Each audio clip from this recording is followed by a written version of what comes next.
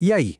Hoje a gente vai fazer um mergulho num tema que está sempre cercado de curiosidade e, vamos combinar, de muitos mitos: a sexualidade do brasileiro.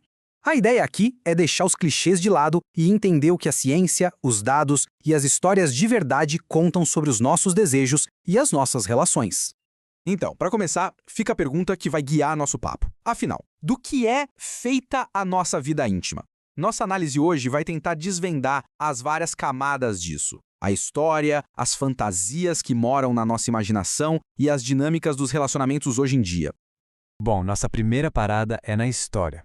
Vamos entender como a sexualidade saiu daquele lugar sombrio da repressão, de ser vista como pecado, para se tornar um campo de estudo sério, o que mudou completamente o jeito que a gente encara o desejo.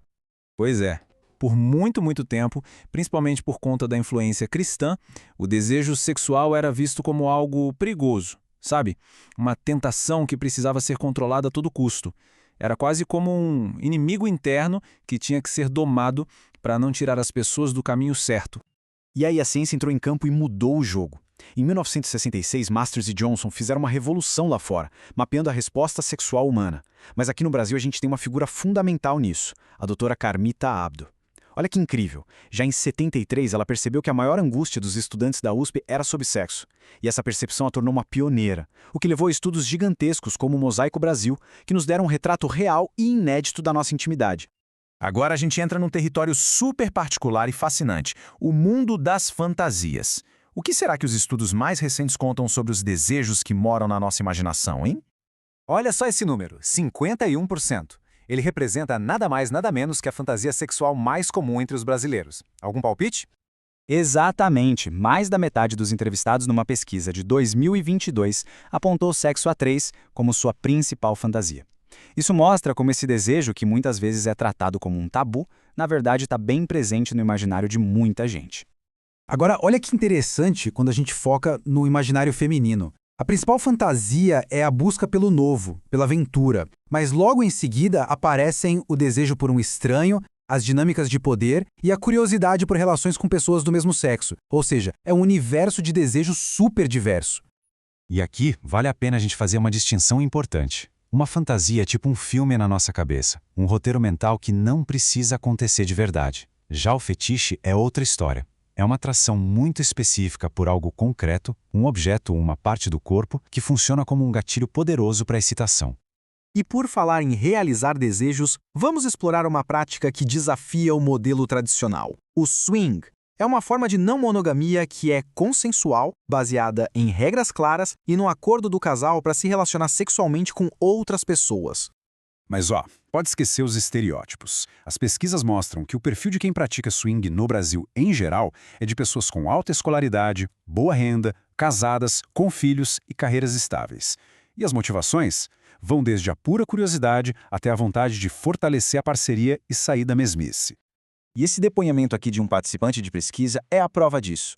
Para muitos casais, quando a prática é bem conversada, ela pode acabar aumentando a confiança e a cumplicidade, em vez de abalar a relação. Mas claro, nem tudo é tão simples. Mesmo num ambiente que se propõe a ser de total liberdade sexual, as pesquisas mostram que aqueles velhos papéis de gênero muitas vezes acabam sendo reforçados. Esse slide aqui é bem revelador. Rola uma pressão enorme para a mulher ser bissexual e funcionar como uma esposa troféu, sendo a ponte para as interações. Já do homem, o que se espera é a performance do macho alfa, viril, e a bissexualidade dele é um tabu. A presença de homens sozinhos é controlada, mas a de mulheres é super bem-vinda. O que mostra uma dinâmica bem desigual, né? Diante disso tudo, qual é o caminho então? Seja na monogamia, no swing, em qualquer arranjo que for, todos os estudos e especialistas apontam para a mesma direção.